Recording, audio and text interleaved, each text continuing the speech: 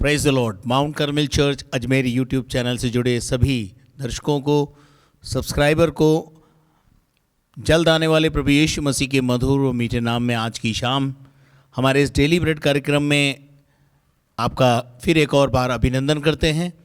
आशा करते हैं आप अच्छे होंगे और प्रभु ने आपको दिन भर संभाला है, जय के उत्सव में लेके चला। आइए आज शाम के समय में हमारे इस डेली ब्रेड कार्यक्रम को आरंभ करने के लिए अपने सरों को झुकाएं, प्रार्थना करें।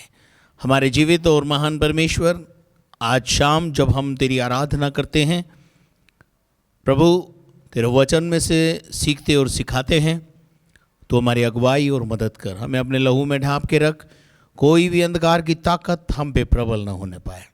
शैतान की तमाम युक्तियों से बचाकर अपनी पनाह में रख। हम घटे तू बढ़े प्रभु, ये हमारे जीवन की इच्छा अभिलाषा है। प्रभु, दिन भर तूने संभाला है, इस समय हम विश्वास करते हैं तू हमारे मध्य में है। हम प्रार्थना करते हैं प्रभु जी, आराधना कराने वाली टीम के लिए और प्रवचन के लिए, सब बातों के लिए, सब में हमारी अगुवाई मदद कर। सारी महिमा तुझे देते हुए प्रार्थना को यीशु मसीह के नाम से मांगते हैं, आमीन। तो ये समय होगा हमारे लिए कि हम प्रभु की आराधना में जाएंगे और पास्टर एनोश और उनकी टीम हमारे साथ शिरकत हासिल करेगी, हमें आराधना कराने के लिए अगुवाई करेगी। तो आइए हम आराधना में जाएं।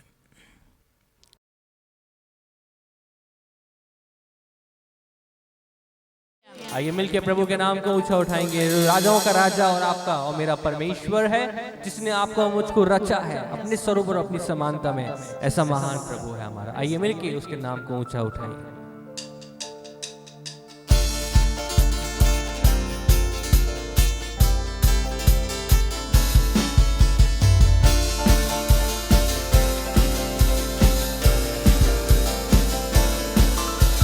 राजाओं का राजा है, वो प्रभुओं का प्रभु है। कहेंगे राजाओं का राजा है, वो प्रभुओं का प्रभु। ओ राजाओं का राजा, राजाओं का राजा है, हालेलुया। प्रभुओं का प्रभु, ओ महिमा हो। राजाओं का राजा है, वो प्रभुओं का प्रभु है। प्रभु यीशु मसीह, प्रभु यीशु मसीह, प्रभु यीशु मसीह, प्रभु यीशु मसीह। राजाओं का राजा है, वो प्रभुओं का प्रभु है। ओ हालेलुया।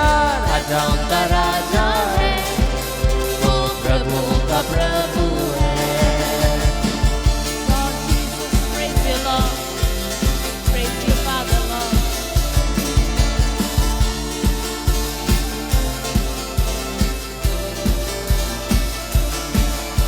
बुलाए चुने हुए विश्वासियों के नाम, जय पाना ही है, वचन का है आवाज। बुलाए चुने हुए विश्वासियों के नाम, जय पाना ही है, वचन का है आवाज। जब तक सांस रहे करे ना हम विश्राम। ये बोले, जब तक सांस रहे करे ना हम विश्राम। राजाओं का राजा है, वो प्रभुओं का प्रभु है, हालेलुया। राजाओं का राजा, वो प्रभुओं का प्रभु, प्रभुओं का प्रभु है। ओ प्रभु यीशु मसीह, हालेलुया। प्रभु यीशु मसीह, प्रभु यीशु मसीह, प्रभु यीशु मसीह। राजाओं का राजा है, प्रभुओं का प्रभु है। ओ हालेलुया। राजाओं का राजा है, हालेलुया। प्रभुओं का प्रभु।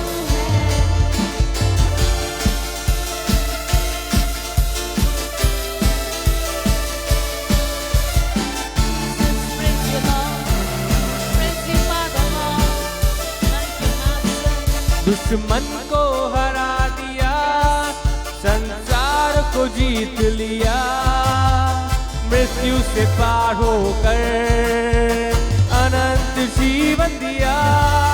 दुश्मन को हरा दिया, संसार को जीत लिया, मृत्यु से पार होकर अनंत जीवन दिया। विधियों का जो लेख था उसने है मिटा डाला, विधियों का जो लेख था उसने है मिटा डाला। राजाओं का राजा, हालेलुया, वो प्रभुओं का प्रभु, सभी जन गाएंगे। राजाओं का राजा, वो प्रभुओं का प्रभु है। प्रभु यीशु मसीह, प्रभु यीशु मसीह, प्रभु यीशु मसीह, हालेलुया, प्रभु यीशु मसीह। राजाओं का राजा है, वो प्रभुओं का प्रभु है। राजाओं का राजा, हालेलुया, वो प्रभुओं का प्रभु। ओ राजाओं का राजा, राजाओं का राजा, हालेलुया, प्रभुओं का प्रभु, ओ हालेलुया। राजाओं का राजा है, वो प्रभुओं का प्रभु है। हालेलुया, वो आपका मेरा प्रभु है, हमारा राजा है, हमें बनाने वाला वो प्रभु यीशु। तेरी आराधना होए।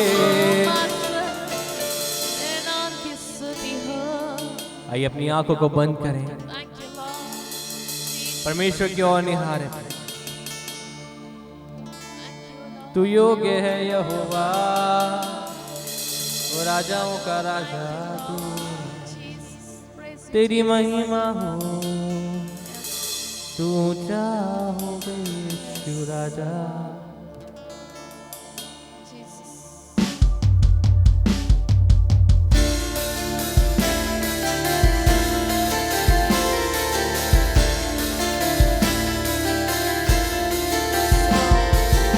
हाथों को उठा के वो राजाओं के राजा की आराधना करें, उसकी आराधना हमारे जीवन से होती रहे।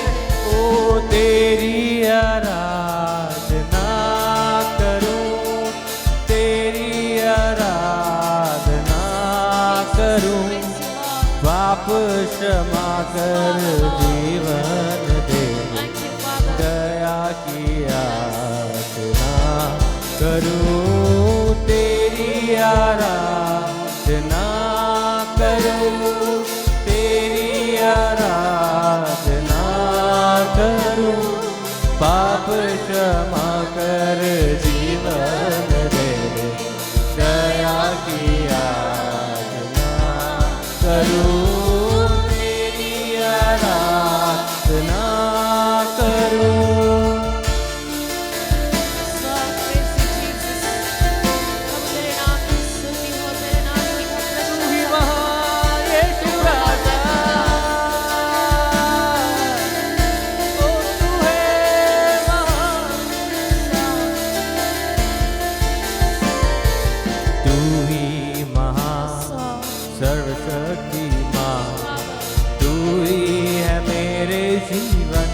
संगी तू ही महान सर्वशक्तिमान, तू ही है मेरे जीवन का संगी।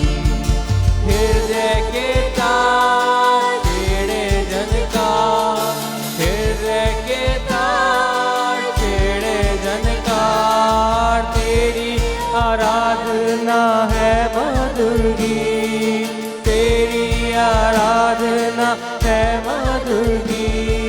जीवन से मेरे तू महिमा पाए, एक ही कामना करूं, पाप क्षमा कर जीवन दे दे, दया की आराधना करूं, तेरी आराधना करूं।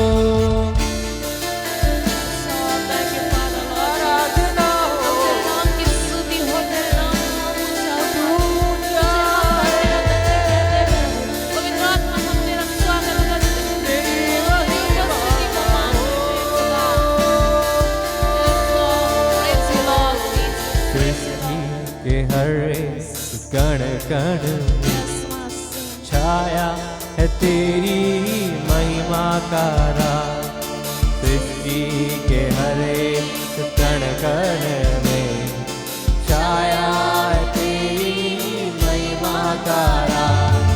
पक्षी भी करते हैं तेरी प्रशंसा, पक्षी भी करते हैं तेरी प्रशंसा, हर पल सुनाते हैं आनंद का राग। आइए, हर पल सुनाते हैं आनंद का राग। मेरी भी भक्ति तुझे ग्रहण हो, हृदय से प्रार्थना करूं, पाप क्षमा कर जीवन दया की याचना करूं, तेरी आराधना करूं, तेरी आराधना करूं, पाप क्षमा कर जीवन दया की याचना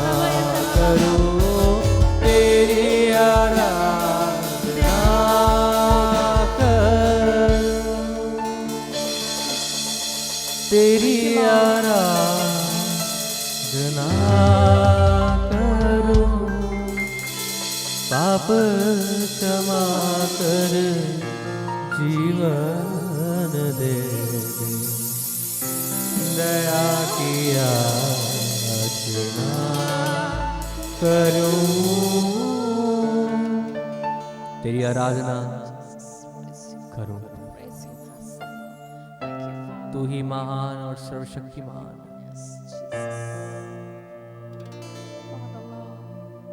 जीवन में तू रोशनी जला दे जिससे हमारी आस, तू ही हमारी आशा है।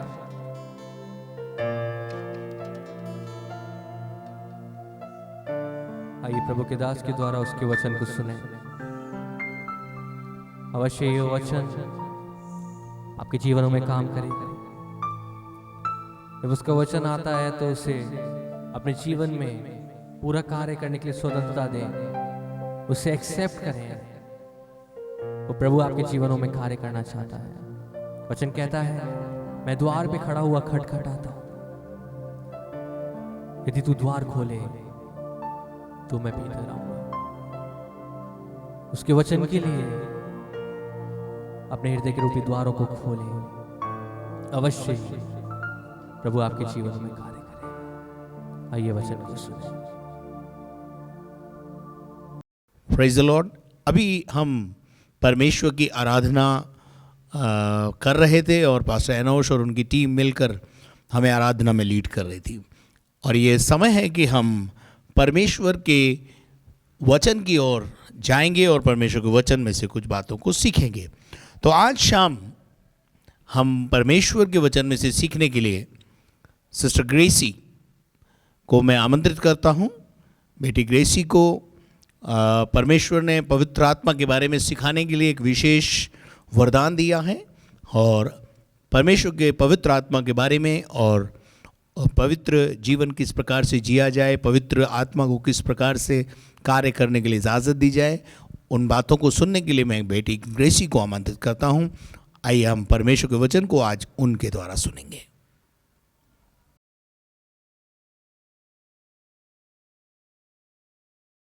Praise Lord. प्रभु यीशु मसीह के नाम में आज की शाम डेली ब्रेड में हम आपका स्वागत करते हैं। सचमुच प्रियो, आज की शाम में फिर से एक बार हम आपके साथ आ सके, इसलिए उस परमेश्वर को धन्यवाद देते हैं। और सचमुच हमारे लिए आनंद का विषय है, जैसे कि भजन में लिखा हुआ है, भजन संहिता 103 में, हे मेरे मन यहोवा को धन्य किया और उसके किसी उपकार को ना भूलना, वही तो तेरे सारे अधर्मों को क्षमा करता है। और सचमुच आज हमारे जीवन में परमेश्वर ने उपकारों को किया है, इसलिए उस परमेश्वर को धन्यवाद देते हैं कि हम आपके साथ खड़े हैं, जीवितों की भूमि में जीवित है, और फिर एक बार परमेश्वर के वचन को आपसे बांटने जा रहे हैं, इसलिए उस परमेश्वर को धन्यवाद देते हैं। आइए कुछ देर परमेश्वर के कलाम को सुनेंगे। जैसे कि आपने देखा कि पिछले कुछ दिनों से हम पवित्र आत्मा के विषय में सीख रहे हैं, और एक और नए बिंदु के साथ हम आपके साथ खड़े हैं। और हमने देखा था कि अविश्वासियों के साथ असमान जुए में ना जुटो। हमने अच्छे से देखा, आपने वचन के द्वारा आपको बताया गया, पर मैं कुछ चीज़ों को क्लियर करना चाहती हूँ कि जो विश्वासी लोगों के लिए है कि आप अपने जीवन को पवित्र बनाए रखिए ना। पवित्र बनाए रखने से हमारे जीवन को लोग देखते हैं। हम कई बार लोग कहते हैं कि वो व्यक्ति बहुत अच्छा है, वो व्यक्ति बहुत अच्छा है, पर व्यक्ति के साथ जब हम रहते हैं तब पता चलता है कि वो व्यक्ति कैसा है। ऐसे ही हमारा आत्मिक जीवन भी होता है। जब हम यीशु मसीह के साथ और पवित्र आत्मा के साथ बने रहेंगे तो हमारा जीवन पता चलेगा हम कैसे हैं। यीशु मसीह का स्वभाव पता चलेगा कि यीशु मसीह का स्वभाव क्या है। पवित्र आत्मा का स्वभाव आपको पता चलेगा कि पवित्र आत्मा का स्वभाव क्या है। वैसे ही हमने देखा था, दूसरा बिंदु देखा था, देह प्राण और आत्मा को पवित्र रखो। देह प्राण आत्मा को क्यों पवित्र रखना है? क्योंकि हमारी देह परमेश्वर का मंदिर है, और जब हम परमेश्वर के मंदिर में हैं तो हमें उसे कैसे जीना, मैं इसको थोड़ा सा और क्लियर करना चाहती हूँ, क्योंकि मुझे लगता है कि इस चीज़ को मैं आपको बताऊं कि परमेश्वर हमसे क्या चाहता है।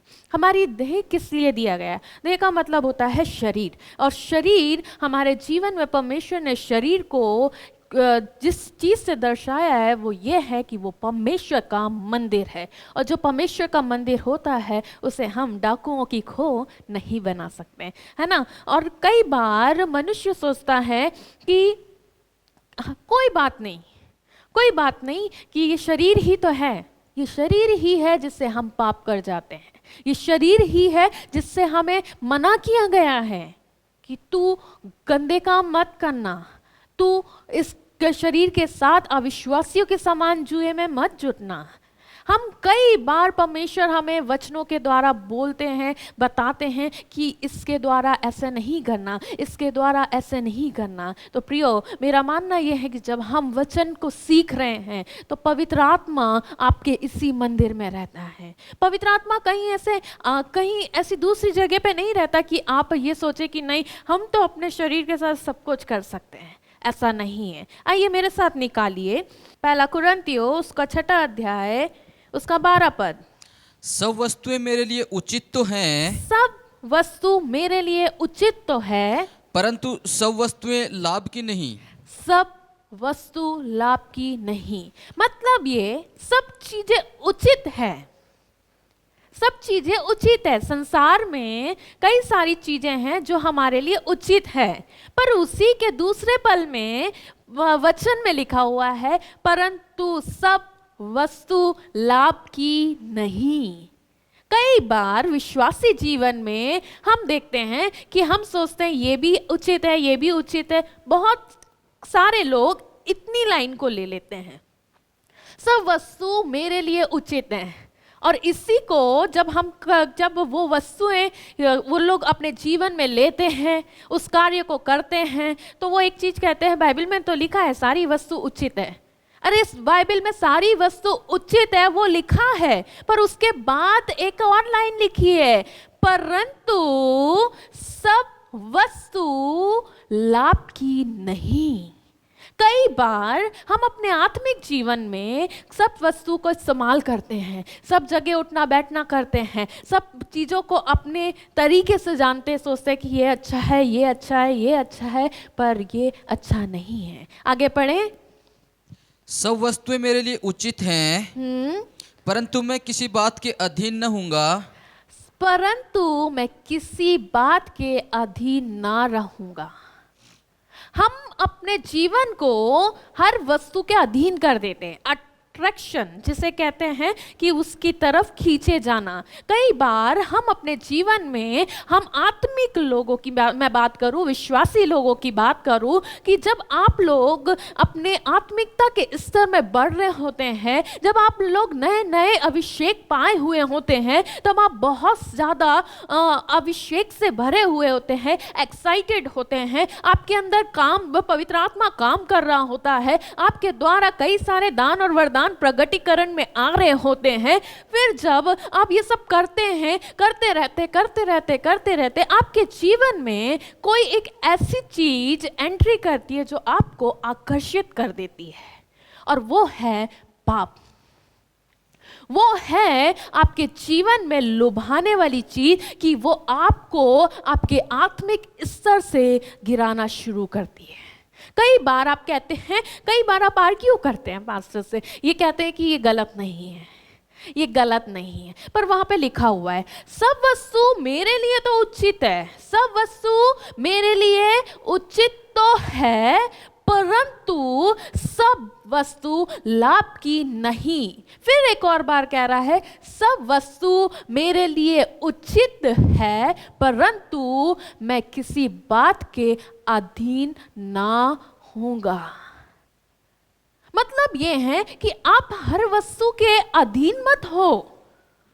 आपको जब पास्टर कहता है कि आपको ये करना है, तब आपको पास्टर की अधीनता मंजूरी नहीं होती। आप कहते हैं मैं आपके अंडर में काम नहीं कर सकता। आपको परमेश्वर कहता है तू ये काम कर, आप परमेश्वर के अधीन नहीं जा पाते। आपको पवित्र आत्मा कंट्रोल करता है, तब आप पवित्र आत्मा के कंट्रोल में नहीं जा पाते। पर आपको जब पाप लोहाता है तो आप उसके अधीन हो जाते हैं। उसके अधीन मत होइए, उसके अधीन मत होइए, क्योंकि उसके अधीन होने की वजह से आपका आत्मिक स्तर, आपके अंदर जो लगी हुई आग थी, आपके अंदर जो अभिषेक बहता था, वो खत्म हो गया, क्योंकि उसने आपको लुभा लिया और आप उस पाप के अधीन में चले गए। आप उन बातों के अधीन में चले गए, आप बुराई खेलने के अधीन में चले गए, आप एक दूसरे से नफरत के अधीन में चले गए। आपको लगता है कि मैं ऐसा करूंगा तो ऐसा हो जाएगा। आप एक दूसरे से नहीं, परंतु परमेश्वर से घृणा कर रहे हैं, और परमेश्वर को ये पसंद नहीं आ रहा, क्योंकि उनने आपको चुना है, उसने आपको चुना है और चुन करके आपको आशीषित किया है, आपको भरा है कि आप उस आग में डूबे रहो, ताकि आपके द्वारा और भी लोग आशीषित हो जाए। पर हम अपने जीवन में बहुत सारी चीजों के अधीन हो गए और हमने पिता को, पुत्र को और पवित्र आत्मा को एक साइड कर दिया, क्योंकि हमें उनके अधीन रहना पसंद नहीं आया, क्योंकि हमसे तो लुभाती हुई चीजें छिन रही थी, लुभाती हुई चीजें छिन रही थी, इसलिए हम अधीन में नहीं थे। यही कह रहा है कि परंतु मैं किसी बात के अधीन ना रहूंगा। आपसे भी मैं कहना चाहती हूं कि आप किसी के अधीन, मतलब ये कि आप पाप के अधीन मत रहो। आपको लुभाने वाले लोगों से बचना है, आपको जो परमेश्वर के प्रेम से अलग कर रहे हैं उनसे बचना है, क्योंकि जब आप परमेश्वर के अधीन आ जाओगे, आपकी उन्नति होना शुरू हो जाएगी। आपकी जो देह है ना, वो इसलिए नहीं कि आप पाप करो, वो आपकी जो देह है वो इसलिए नहीं कि उस देह के साथ आप खिलवाड़ करो। उसमें लिखा है, आगे लिखा है, पढ़िए। भोजन पेट के लिए, भोजन पेट के लिए और पेट भोजन के लिए है, परंतु परमेश्वर इसको और उसको दोनों को नष्ट करेगा। परमेश्वर इसको और उसको, किस को बोल रहा है? पेट को और भोजन को क्या करेगा? दोनों को नष्ट करेगा। हाँ, दोनों को क्या कर देगा? नष्ट कर देगा। फिर परंतु देह व्यभिचार के लिए नहीं, परंतु देह व्यभिचार के लिए नहीं, वरन प्रभु के लिए है, वरन प्रभु के लिए है, और प्रभु देह के लिए है, और प्रभु देह के लिए है। कई बार हम आंखों से भी व्यभिचार कर लेते हैं, कई बार हम विचारों से भी व्यभिचार कर लेते हैं, कई बार हमें ऐसा लगता है ऐसा नहीं करना है, ऐसा करना है, ऐसा करना है, ऐसा करना है। मैं आपसे पूछना चाहती हूँ, क्या आपने अपने परमेश्वर के मंदिर को कहीं डाकुओं की खो तो नहीं बना दिया? कहीं आपने अपने परमेश्वर के मंदिर को अपने व्यभिचार में तो नहीं डुबा दिया? आज की शाम मैं आपसे पूछना चाहती हूँ कि आपका अभिषेक जो था, आप अभिषेक में डूबे हुए थे, कहीं ऐसा तो नहीं कि आप इस चीज को पढ़ते हैं पर आप उस चीज को पढ़ के अनसुनी कर देते? आप वचन सुनते तो हैं, पर आप वचन को सुन करके उसका उल्टा अर्थ निकाल लेते हैं। उसको सही रीति से लो, क्योंकि आत्मा आपसे अलग हो गया है। आत्मा का काम आपके जीवन में जो हो रहा था वो अब नहीं हो रहा। उसका कारण ये है कि हम आज तक अपने लिए ही जी रहे हैं, अपने आप को, अपनी देह को मस्त रखना चाहते हैं। अपनी देह से पाप कर लो भाई, एंजॉय कर लो, सब जगह घूम लो फिर लो, आंखों से पाप कर लेते हैं, विचारों से पाप कर लेते हैं, मुंह से एक एक शब्द गलत गंदे शब्दों को निकाल करके पाप करते हैं। पर वो कह रहा है कि ये जो देह है वो तुम्हारी नहीं परंतु परमेश्वर का मंदिर है। ये देह जो है वो तुम्हारी नहीं परंतु परमेश्वर की है। ये जो शरीर है वो संसार का नहीं है। जो ये शरीर है वो लोगों के लिए नहीं है, पाप के लिए नहीं है, व्यभिचार के लिए नहीं है, गंदे कामों के लिए नहीं है, लुचपन के लिए नहीं है, मुंह से गालियों के लिए नहीं है। ये शरीर परमेश्वर का दिया हुआ है। और अगर आप परमेश्वर की आशीषों को लिए हुए हो, आपने परमेश्वर के वरदान को लिए हो, आपने पवित्र आत्मा के आग को महसूस किया है और आपके जीवन में पवित्र आत्मा था, तो वो कहां चला गया? आप भूल गए कि पवित्र आत्मा आपके अंदर रहता था। आप भूल गए कि आप वो विश्वासी हो जो पवित्र आत्मा में उठना बैठना करते थे। आप भूल गए हो कि वो पवित्र आत्मा जो आपसे प्रसन्न होता था वो आपसे अलग हो गया। उसका कारण ये है कि आपने इस देह को डाकू की खो बना दी। मैं फिर से कहती हूँ, आज की शाम आप अपने आप को जांचे कि आप कहां पर हो। आपका आत्मिक स्तर कहां जा करके खत्म हो गया है? आपकी आत्मा क्यों बुझ गई है? आपकी आत्मा में वो काम क्यों नहीं हो रहा है? क्योंकि कहीं ना कहीं कोई गलती जरूर हुई है। कहीं ना कहीं आपके द्वारा जहां पे चंगाई होती थी, जहां पे भविष्यवाणियां होती थी, जहां पे लोग चंगे होते थे, जहां पे दुष्ट आत्माएं निकलती थी, जहां से लोगों के जीवन में परिवर्तन होता था, आपको देख करके लोग कहते थे ये तो सचमुच मसीही दिखता है इसमें। वो समय, वो जीवन, वो शरीर, वो व्यक्ति, वो इससे कहां गई? वो जीवन कहां गया?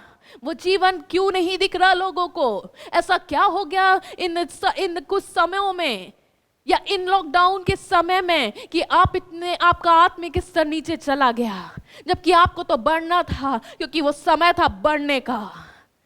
प्रियो, अपनी देह को सही रखो। आगे पढ़िए। परमेश्वर ने अपनी सामर्थ से प्रभु को जिलाया और हमें भी जिलाएगा।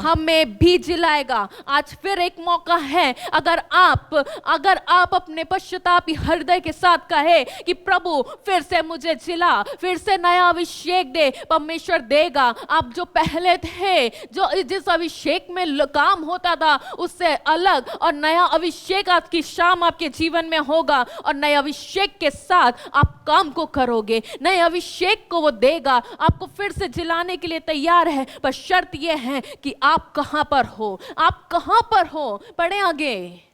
क्या तुम नहीं जानते कि तुम्हारी देह मसीह के अंग है? मसीह का अंग है, तुम्हारा शरीर मसीह का अंग है। तो क्या मैं मसीह के अंग लेकर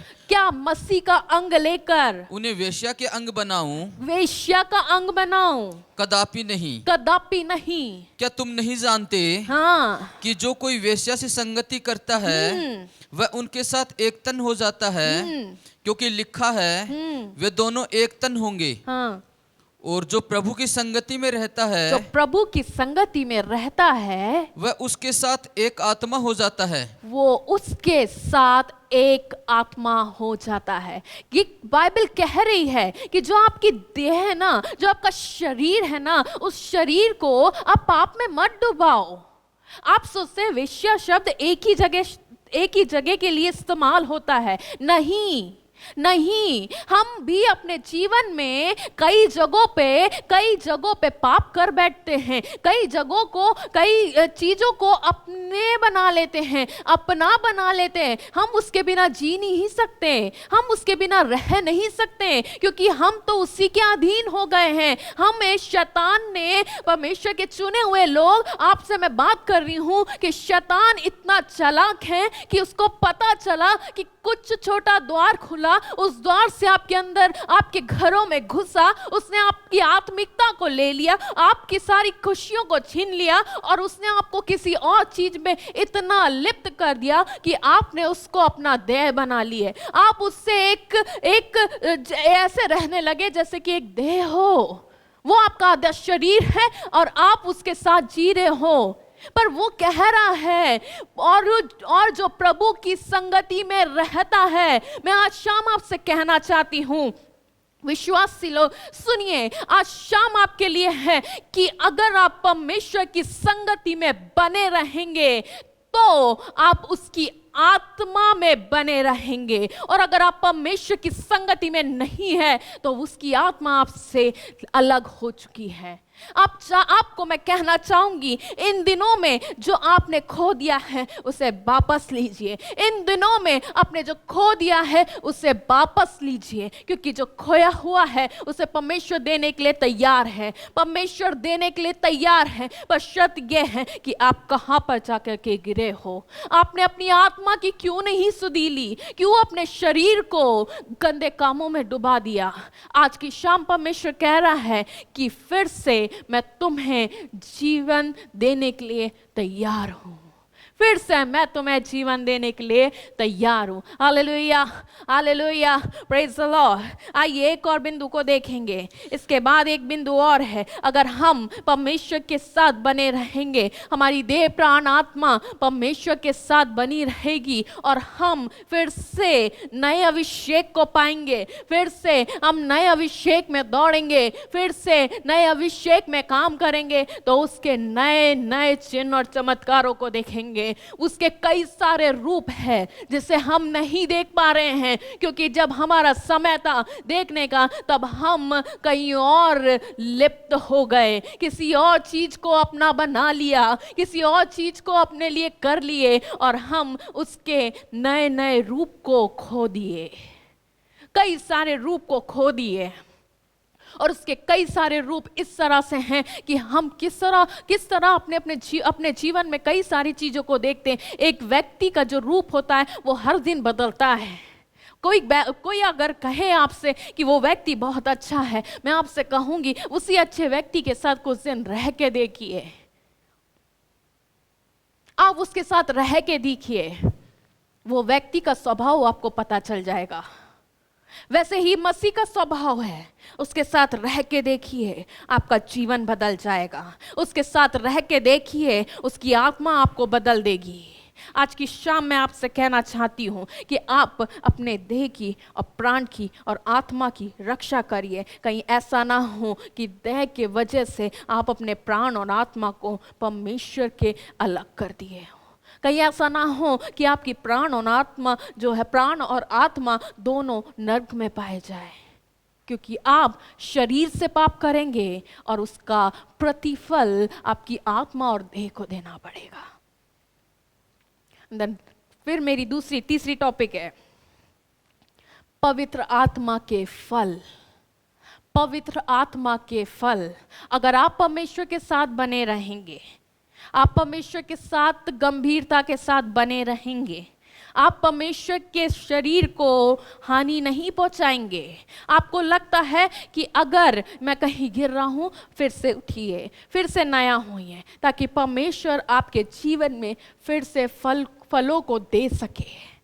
मैं कहती हूँ प्रभु मुझे हर दिन नया फल चाहिए। हमारी एक दुआ होती है कि पवित्र आत्मा तू नया अभिषेक दे, नया अभिषेक दे। ये अभी भी थोड़ा है, इस थोड़े से मैं संतुष्ट नहीं हूँ, मुझे और दे, तो और अभिषेक दे, और नए वरदान दे, और नए फल दे, ताकि तेरे नाम को हम ऊंचा कर सके। आज की शाम आप भी ये कह सकते हैं कि मैं उस नए फल को लेना चाहता हूँ जो परमेश्वर मेरे जीवन में देना चाहता है। उन बातों को छोड़िए, उन चीजों को जिसमें लिप्त है उसको अलग करिए और नए फल की तलाश में लग जाइए, क्योंकि परमेश्वर खड़ा है फिर से जीवन देने के लिए। निकालिए मेरे साथ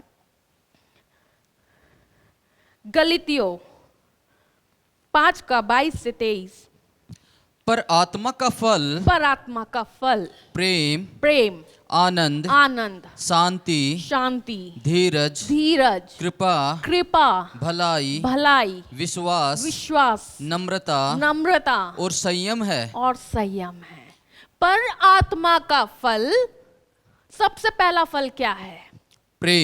प्रेम जो हमारे जीवन से खत्म हो गया है। अब हम सिर्फ पाखंडपन के साथ जी रहे हैं। हम सिर्फ दिखाते हैं कि हम प्रेम करते हैं। हम एक दूसरे से जब मेल मिलाप करते हैं तो हम दिखाते हैं हाँ हम प्रेम करते हैं। हम बोलते भी हैं हाँ हाँ हम आपसे बहुत प्रेम करते हैं, बहुत प्रेम करते हैं। पर आपके ये जो शब्द आप बोल रहे हैं उसमें परमेश्वर की दृष्टि है। आप दूसरों के सामने इतना प्रेम प्रकट करते हैं पर आपके खुद के अंदर पता है कि आप कितने प्रेमी व्यक्ति हो। आपको खुद को पता है कि आप मनुष्य से तो प्रेम कर नहीं पा रहे हो पर दिखाना तो पड़ेगा। जो व्यक्ति परमेश्वर से प्रेम नहीं कर पाता वो मनुष्य से भी प्रेम नहीं कर सकता। जो व्यक्ति पवित्र आत्मा से प्रेम नहीं कर सकता वो मनुष्य से भी प्रेम नहीं कर सकता। वो सिर्फ दिखावा करता है कि मैं मसीह जीवन जी रहा हूं। वो दिखाता है। वो जब कलीसिया में आता तो वो बताता है। जब वो हमारे साथ खड़ा हो जाएगा तो वो बताएगा हो मेरे जैसे धर्मी तो कोई है ही नहीं। उसे सारा नॉलेज है पर तुम्हारी आत्मा बुझी हुई है। तुमसे पवित्र आत्मा शोकित हो गया है और वो तुमको छोड़ के जा चुका है। कई बार लोग अन्य भाषाओं में प्रार्थना करते हैं। आप कई बार पास्टर बोलते हैं अन्य भाषाएं बोलिए। आप बोल तो लेते हैं पर आत्मा नजर नहीं आती, वो काम नजर नहीं आता। वो भारी अभिषेक जो इस जगह से निकलना चाहिए वो निकल नहीं पा रहा क्योंकि कहीं ना कहीं आपके पास शब्द रह गए हैं और आत्मा चले गई है। पहला काम है परमेश्वर के साथ मेल मिलाप का वो है प्रेम।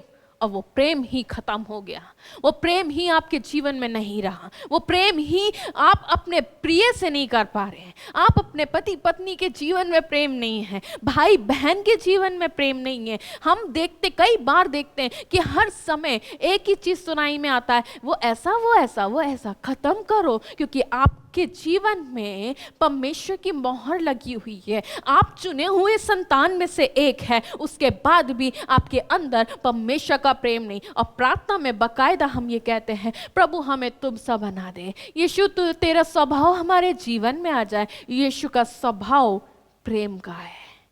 यीशु का स्वभाव प्रेम का है। दूसरा बिंदु है आनंद। आनंद। आनंद हमारा कहाँ गया? हमारा आनंद तो संसार ने ले लिया। हमारे आनंद को जो हम जिस आनंद में परमेश्वर के साथ आनंदित होते थे वो आनंद छिन गया। जिसमें हमें आनंद मनाना चाहिए कि हम परमेश्वर में आनंदित रहे, हम खुश रहे, पर हम इन सब चीजों को छोड़ के परमेश्वर को किनारा कर दिया। पिता को किनारा किया, पुत्र को किनारा किया, पवित्र आत्मा को भी किनारा कर लिया और अब हम संसार में आनंद मना रहे हैं। जो ये कहता है ना बिल्कुल सब कुछ अच्छा चल रहा है, सब कुछ अच्छा चल रहा है, सब कुछ व्यवस्था के अनुसार चल रहा है, बहुत अच्छा बहुत अच्छा, उसी व्यक्ति के जीवन में सबसे ज्यादा तकलीफ है क्योंकि उसने परमेश्वर के प्रेम को खो दिया। उसने परमेश्वर के प्रेम को त्याग दिया।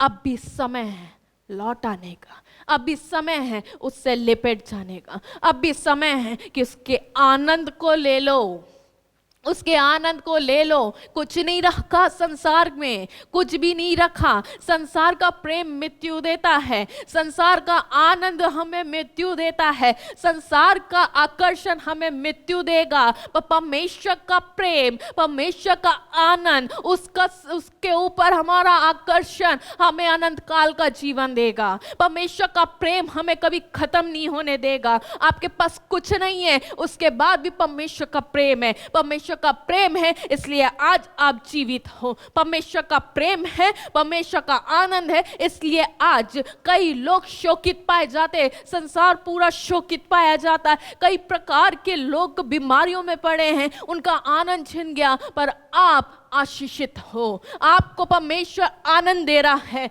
कि उसके आनंद में लीन रहो, उसके आनंद में खुशी मनाओ ताकि वो तुम्हारे आनंद को देख कर के खुश हो सके। तीसरा बिंदु है शांति। शांति। शांति खत्म हो गई है पास्टर, शांति खत्म हो गई मेरे घर की। उसका कारण ये है कि तुम्हारे घर की वेदी जो तुमने बनाई थी वो तुमने खुद ने खत्म कर दी।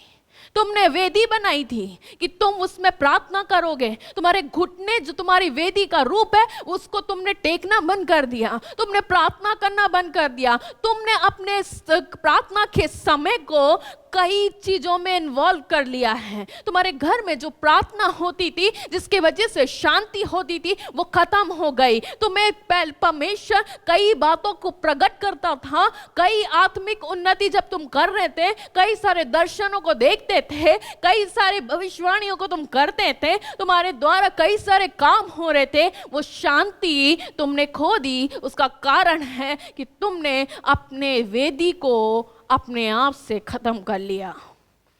आज आपके जीवन में शांति नहीं है, आज आपके जीवन में बेचैनी है, आपके कई काम रुक गए हैं। आप हर दिन सोचते हो कि मेरे काम क्यों नहीं हो रहे हैं, मेरे काम क्यों रुक गए हैं, मैं आशीषित क्यों नहीं हो रहा हूं, क्योंकि आपने वो वेदी जो तैयार की थी, आपने जो समर्पण परमेश्वर के साथ किया था, वो खत्म कर लिया है।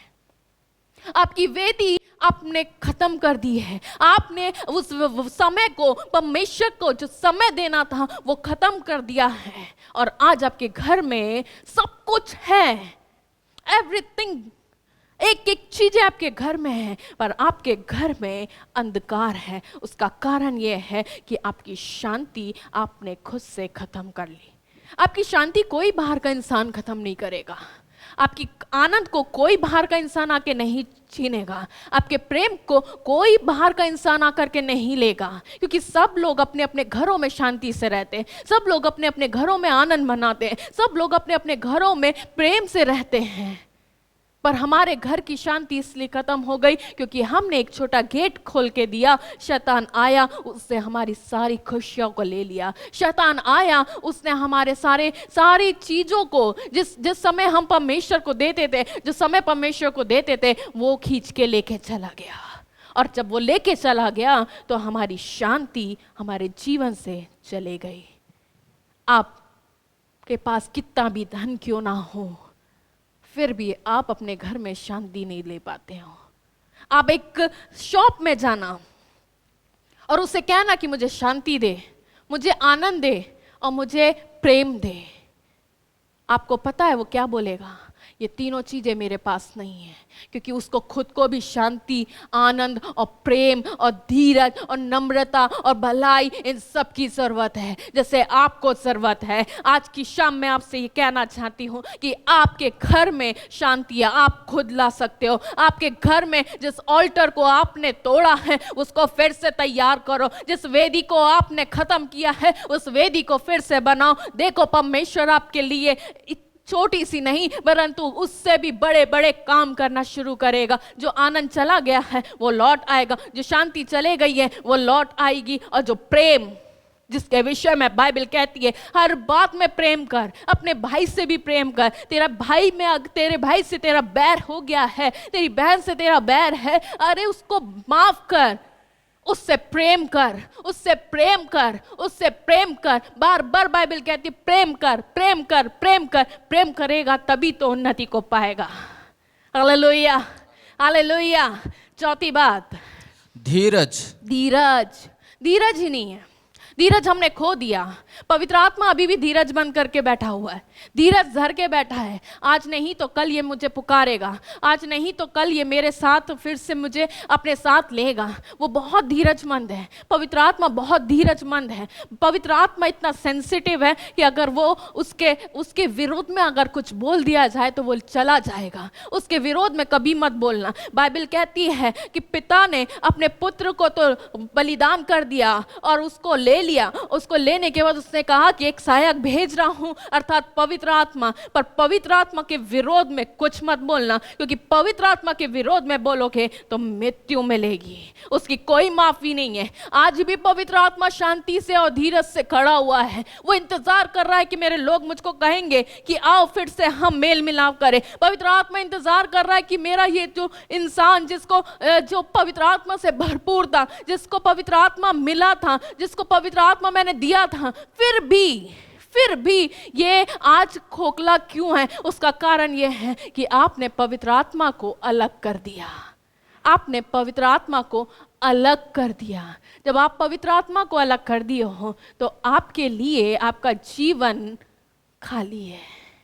वो धीरज धर के खड़ा है, वो धीरज धर के खड़ा है, और जो धीरज धर के खड़ा है वो आपका इंतजार कर रहा है कि फिर एक बार मेरे लिए नया द्वार खुलेगा, फिर एक बार ये मेरा ये फिर लौट के आएगा, फिर एक बार ये लौट के आएगा, फिर एक बार ये लौट के आएगा, और मैं इसके अंदर जाके नए काम को करूंगा। आप जानते हैं पवित्र आत्मा जब काम करना शुरू करता है तो वो सिर्फ एक काम नहीं करता, कई अनेक काम करना शुरू कर देता है।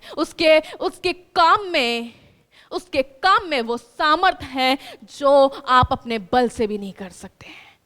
आप अपने बल से कुछ नहीं कर सकते हैं, क्योंकि पवित्र आत्मा अभी भी तैयार बैठा हुआ है कि कब मुझे एक मौका मिले और मैं इसके जीवन में काम करूं और इसके जीवन से एक बार फिर नदियां बह निकले।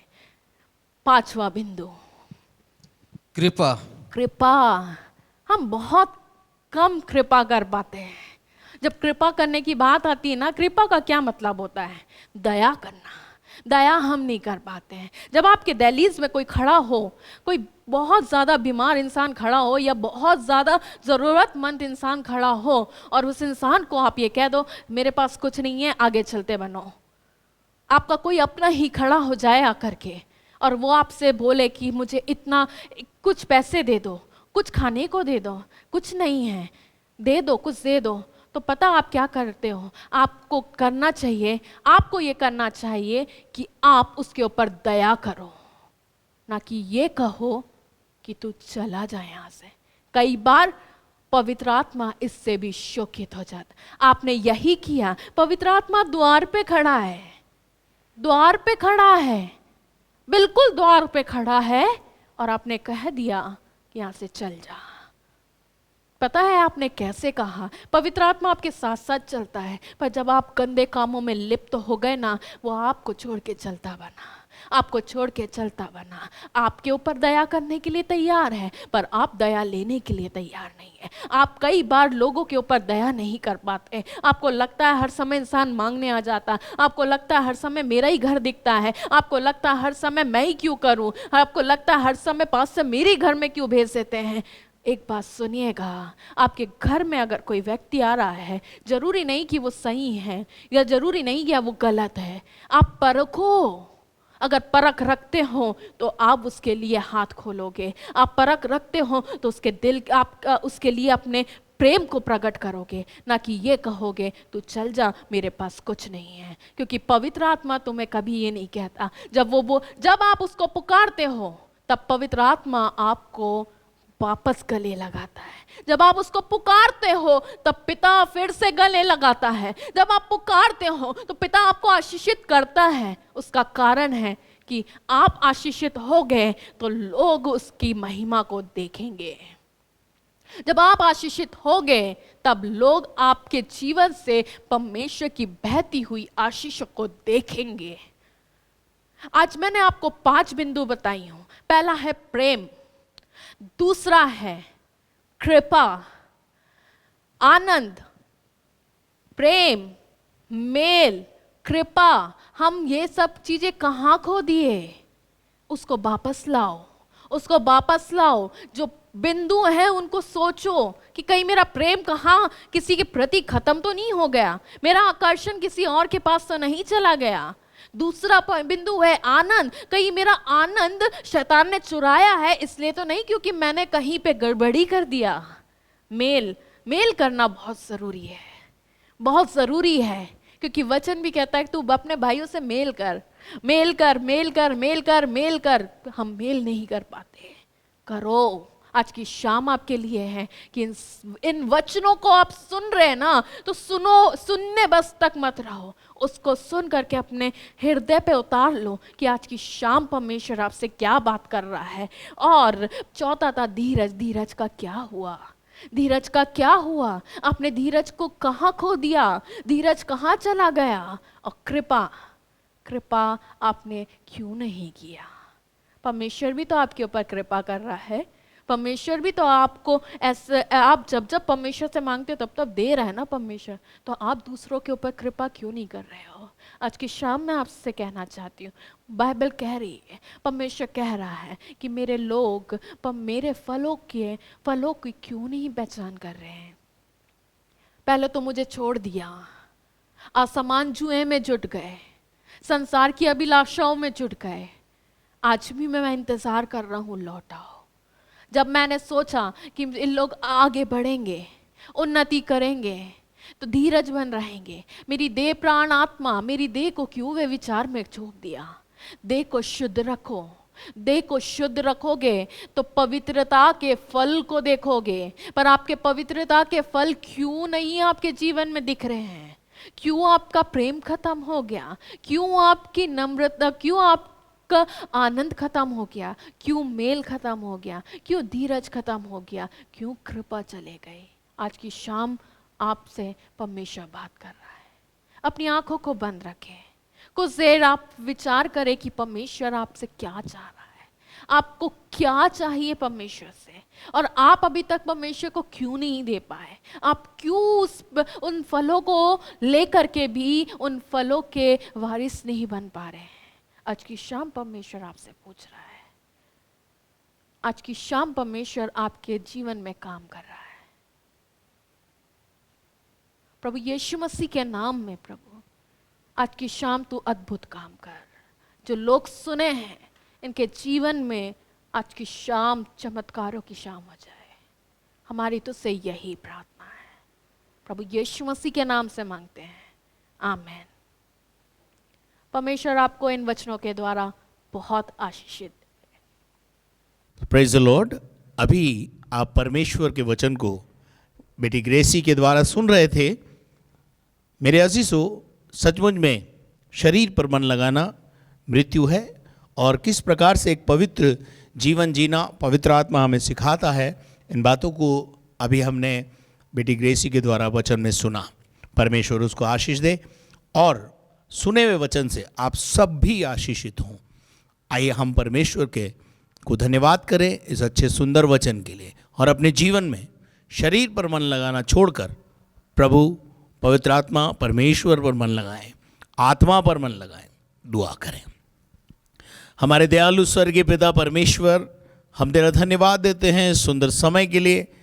बेटी ग्रेसी ने बहुत अच्छी रीति से, खूबसूरती से तेरा वचन को हमें सिखाने की कोशिश की, और प्रभु हम यीशु मसीह के नाम से उसको आशीष कहते हैं। और विशेष तौर से प्रभु हम प्रार्थना करते हैं इस समय बेटी ग्रेसी ने जो बातें हमें सिखाई उनको पर चलने के लिए हमें बल, शक्ति और सामर्थ्य दें। हम इस समय दुआ करते हैं प्यारे खुदावन परमेश्वर, विशेष तौर से जितने लोग आज बीमार हैं हम उनकी चंगाई और छुटकारे की घोषणा करते हैं। जितने लोग प्रभु आज जन्मदिन हैं, जितने लोगों के आज बर्थडे प्रभु, और जितने लोगों के आज मैरिज एनिवर्सरी हैं, हर एक को उनके जीवन पे तू आशीष दे, और हम घटें और तू बढ़े प्रभु, यही बस हमारे जीवन की इच्छा अभिलाषा है। सारी आदर गौरव महिमा तुझे देते हुए प्रार्थना को आपके पुत्र और हमारे जिंदा खुदावन प्रभु यीशु मसीह के जलाली और सामर्थी नाम से मांगते हैं, आमीन। और अब हमारे खुदावंद यीशु मसीह का फजल, खुदा बाप की मोहब्बत, पाक रूह की रिफाकत और शराकत अब से लेकर हमेशा तक हम सबों के साथ होता रहे, और हम सब बोलें आमीन। साथ में ध्यान रखें कि यदि आप अपने प्रार्थना निवेदन हमें भेजना चाहते हैं तो अपने प्रार्थना, हमारे प्रार्थना टावर के नंबर स्क्रीन पर हैं। और यदि आप हमारे साथ जुड़ना चाहते हैं प्रतिदिन अपनी प्रार्थनाओं में, हमें उठाए रखें, और साथ में आर्थिक सहयोग के लिए बैंक अकाउंट की डिटेल्स स्क्रीन पर है। Thank you very much. घर में रहिए, सुरक्षित रहिए। Thank you.